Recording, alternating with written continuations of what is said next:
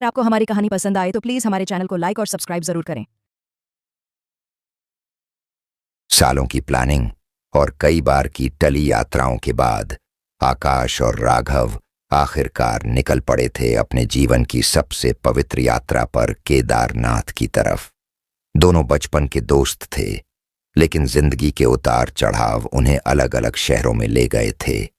अब सालों बाद एक साथ समय बिताने का मौका मिला था, और वह भी एक आध्यात्मिक यात्रा पर।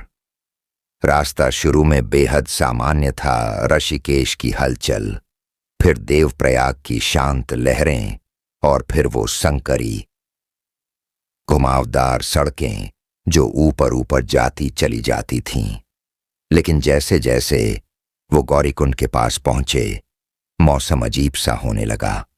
घना कोहरा, अचानक गिरता तापमान और मोबाइल सिग्नल का पूरी तरह गायब हो जाना, मानो कोई अदृश्य शक्ति उन्हें धीरे धीरे अपने घेरे में ले रही हो। आकाश को लगा कि रास्ते में किसी ने उन्हें दूर से घूरा, लेकिन जब उसने पलटकर देखा, वहां सिर्फ पत्थरों की खामोशी थी। राघव ने कहा, कुछ मत सोच, थकान है बस। लेकिन आकाश का मन नहीं मान रहा था। उस रात उन्होंने एक लोकल धर्मशाला में रात बिताने का फैसला किया। धर्मशाला पुरानी थी, लकड़ी की छतें, दीवारों पर फटी हुई तस्वीरें और गलियारे में जलती एक ही पीली बल्ब की रोशनी। रात के तीसरे पहर आकाश की नींद खुली। बाहर किसी के चलने की आवाज थी, नंगे पांव, धीरे धीरे, जैसे कोई बहुत हल्के कदमों से चल रहा हो। उसने दरवाजा खोला। गलियारा खाली था, लेकिन जमीन पर गीले पांव के निशान थे, और वो निशान उनके कमरे की तरफ ही आ रहे थे। सुबह राघव बेहद चुपचाप था। आंखों के नीचे गहरे काले घेरे थे। उसने कुछ बताया नहीं, लेकिन उसकी आंखों में डर साफ था। आकाश ने पूछा भी नहीं। दोनों चुपचाप निकल पड़े केदारनाथ मंदिर की ओर। यात्रा के दौरान आसपास के लोग कहते थे कि मंदिर के रास्ते में एक मोड़ आता है, जहां कभी एक महिला अपने बच्चे के साथ बर्फ में दफन हो गई थी, और अब उसकी आत्मा राहगीरों को बुलाती है। जब वो उस मोड़ पर पहुंचे, आकाश को ऐसा लगा जैसे किसी ने उसके कंधे पर हाथ रखा हो। उसने तुरंत पीछे देखा। राघव उससे कई कदम पीछे था, लेकिन आकाश का चेहरा पीला पड़ चुका था।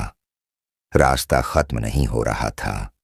मंदिर का शिखर तो दिख रहा था, लेकिन उनके कदम वहीं के वहीं थे।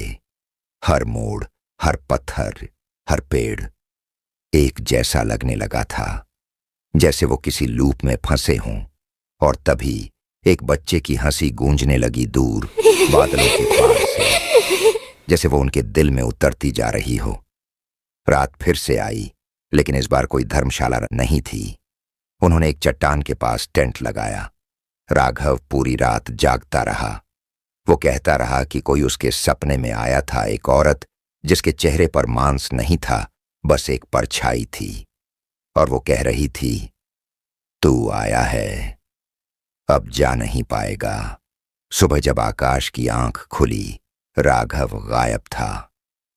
उसकी जगह टेंट के बाहर सिर्फ एक लाल चूड़ी पड़ी थी, और कुछ गीले पांवों के निशान जो बर्फ की ओर जा रहे थे। आकाश ने उसे बहुत ढूंढा, लेकिन वो कभी नहीं मिला। गांव वालों ने कहा, हर साल कोई ना कोई उस मोड़ से आगे नहीं लौटता, और हर बार कोई नई परछाई देखी जाती है जो किसी और को साथ ले जाने आई हो। अब आकाश हर साल उस रास्ते पर जाता है, अकेले, उम्मीद में कि कभी राघव लौटेगा। लेकिन वो परछाई अब उसके भी आसपास रहने लगी है,